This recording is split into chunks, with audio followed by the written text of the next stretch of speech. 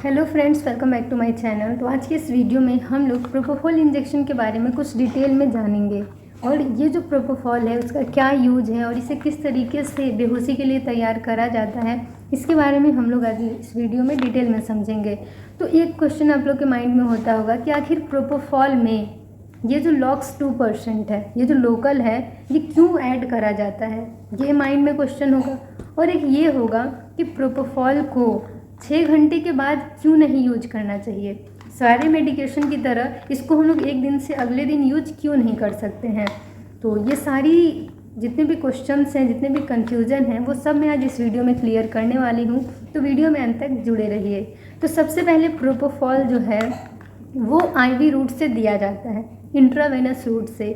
इसका main use क्या है?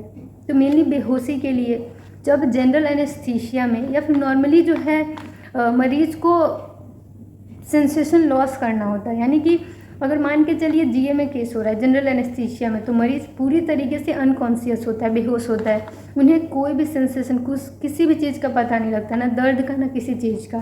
तो प्रोपोफॉल जो है वो इंट्रावेनस रूट से देते हैं, ठीक है। इंट्रावेनस रूट से इसलिए देते हैं ताकि मरीज को एनेस्थीसिया दी जा सके, मेंटेन करी जा सके, मरीज़ को इंड्यूस करा जा सके। किस लिए? तो मरीज़ को बेहोश करने के लिए, अनकॉन्शियस करने के लिए, उनका सेंसेशन लॉस करने के लिए। तो प्रोपोफॉल का यूज आप समझ गए कि जनरल एनेस्थीसिया में मेनली प्रोपोफॉल का यूज क्यों करते हैं। तो इंट्रावेनस रूट से करते हैं और इसका जो डोज है वो सब कुछ हम लोग आज जानेंगे। कितना डोज किसको देना चाहिए, एज के अकॉर्डिंग देना चाहिए कि वेट के अकॉर्डिंग देना चाहिए, तो ये सब कुछ हम लोग समझेंगे। तो यहाँ आप देख सकते हैं ये प्रोपोफॉल है, ठीक है। प्रोपोफॉल इंजेक्शन जो होता है ये मेनली 20 ml का है, ठीक है। 20 ml का एक जो है वायल है, ये देखिए 20 ml का है, कुछ इस तरीके का होता है। और इसमें क्या होता है, ये वाइट देखने में दूध की तरह है, ठीक है, लेकिन इसमें मिल्क नहीं होता, ये बस मिल्की अपीयरेंस है इसका। देखने में ये दूधिया होता है, दूध जैसा होता है। इसमें क्या होता है कि सोयाबीन ऑयल होता है। क्या होता है? तो सोयाबीन ऑयल होता है, जिसके कारण अगर ये इंट्रावेनस रूट से अगर ये नसों में दिया जाए तो बहुत ज़्यादा दर्द होता है, पेशेंट को बहुत ज़्यादा पेन होगा। तो उस दर्द को कम करने के लिए इसमें लोकल एनेस्थेटिक ऐड करा जाता है, 1 से 2 ml, मेनली 2 ml ऐड करके बनाते हैं। तो 2 ml ये जो लोकल है, लॉक्स 2% जो है, ये 2 ml लेते हैं और फिर इसमें डाइल्यूट कर देते हैं, इसमें पूरा मिक्स कर देते हैं।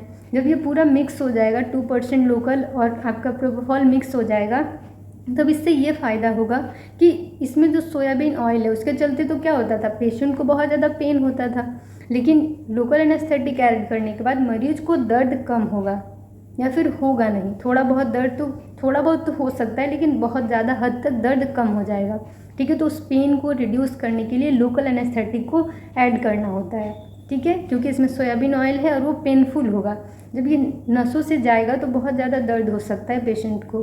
अब आता है कि ये 6 घंटे के अंदर ही क्यों यूज करना चाहिए, 6 घंटे के बाद जो है ये क्यों ख़राब हो जाता है।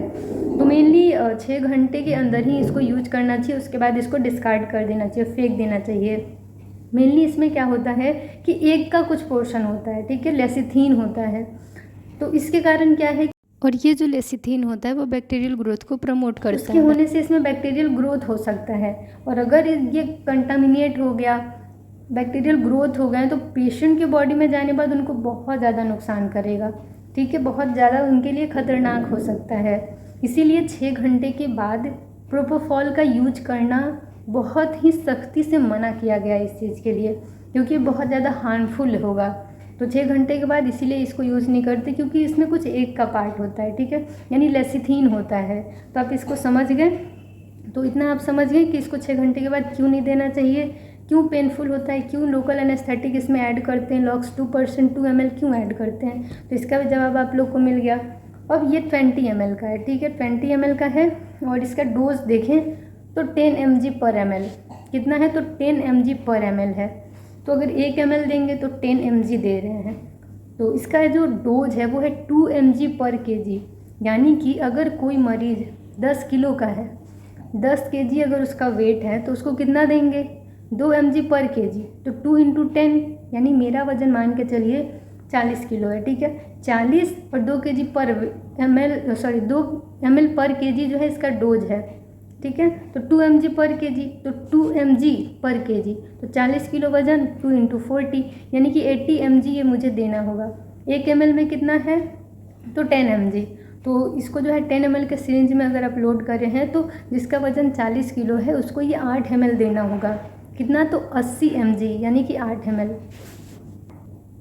तो ये जो 20 ml का जो वायल है, पूरा जितना मेडिकेशन है वो पूरा अगर टोटल करें तो 1 ml में 10 mg, तो 20 ml है तो 200 mg होता है। ये टोटल 200 mg है। तो इसीलिए इसका जो डोज है वो 2 mg पर kg था। तो आप समझ गए कि वेट के अकॉर्डिंग ये मेडिकेशन करते हैं, ना कि एज के अकॉर्डिंग। एज भी मैटर करता है लेकिन वेट के अकॉर्डिंग मेडिकेशन किया जाता है, ठीक है। जितना वजन है उसके अनुसार उनको दवाइयाँ दी जाएंगी। तो ऐसे ही और सारी भी दवाइयाँ हैं जिसको देने का तरीका उनके डोज के अकॉर्डिंग और उनके वेट के अकॉर्डिंग पेशेंट के दिया जाता है। तो कितना डोज है, हर एक ड्रग्स का, हर एक दवाइयों का डोज अलग अलग होता है। तो ये था प्रोपोफॉल का। तो इस तरीके से आई होप ये वीडियो आप लोग के लिए हेल्पफुल हुई होगी। तो इस वीडियो को यहीं पे एंड करते हैं। थैंक यू फॉर वॉचिंग ये वीडियो। मिलते हैं नेक्स्ट वीडियो में एक नए टॉपिक के साथ। तो thank you, bye, take care.